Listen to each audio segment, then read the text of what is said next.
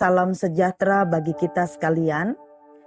Saya Pendeta Mine Martalela dari Resort GKS Samihim akan menyampaikan renungan firman Tuhan bagi kita dari Amsal pasal yang ke-7 ayat yang pertama sampai yang keempat. Dengan tema simpan firman-Nya dalam hatimu. Sebelum kita merenungkan firman Tuhan, mari kita berdoa.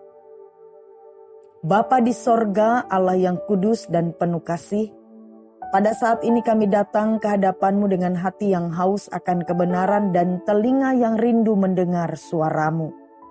Kami bersyukur karena Engkau tidak pernah berhenti menyatakan kasih-Mu kepada kami melalui firman-Mu yang hidup.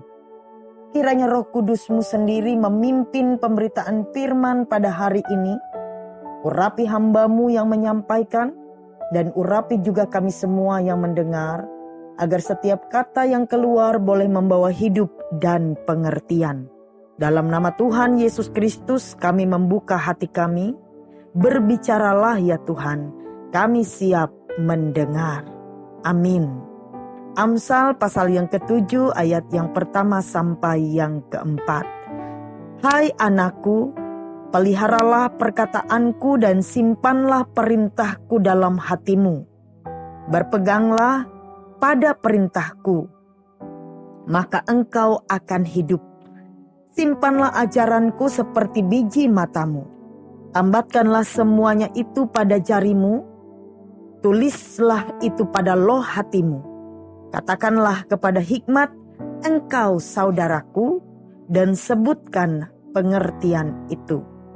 Bapak, Ibu, saudara-saudari yang terkasih dalam Tuhan, hari ini kita merenungkan sebuah nasihat dari seorang Raja Salomo yang dalam hikmat yang dari Allah menulis Amsal ini untuk menuntun kita kepada kehidupan yang takut akan Tuhan.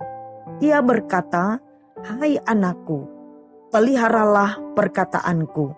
Ini bukan sekedar nasihat biasa, melainkan panggilan penuh kasih agar kita menjadikan firman Tuhan sebagai pedoman, harta berharga dalam hidup kita.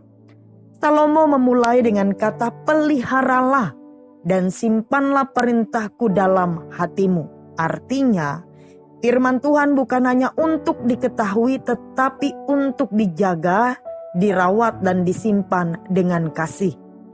Dalam dunia yang begitu cepat berubah, kita sering terpengaruh oleh suara-suara lain.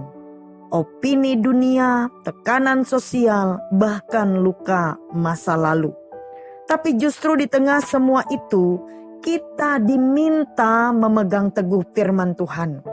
Bukan hanya dalam pikiran, tapi sampai tertanam dalam hati. Mengapa harus disimpan di hati? Karena hati adalah pusat hidup kita. Apa yang ada dalam hati kita akan mempengaruhi pikiran, perkataan, dan tindakan kita. Yesus sendiri berkata dalam Lukas pasal yang ke-6 ayat yang ke-45, karena yang diucapkan mulut meluap dari hati.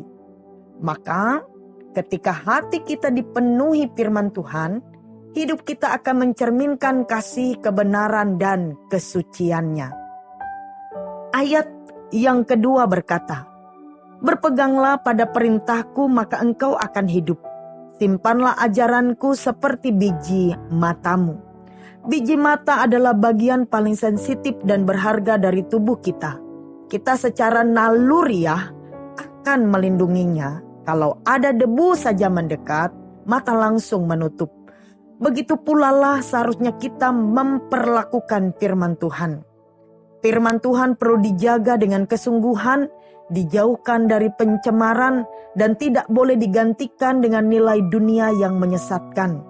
Selanjutnya, ayat yang ketiga berkata, tulislah itu pada loh hatimu.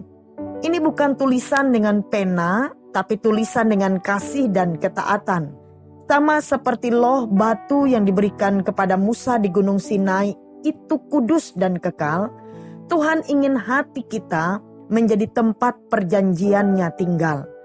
Menulis di hati artinya menjadikan firman Tuhan bagian dari hidup sehari-hari saat kita berbicara, memutuskan sesuatu, membesarkan anak, bekerja, melayani dalam pelayanan gereja, semua berdasarkan apa yang Tuhan ajarkan.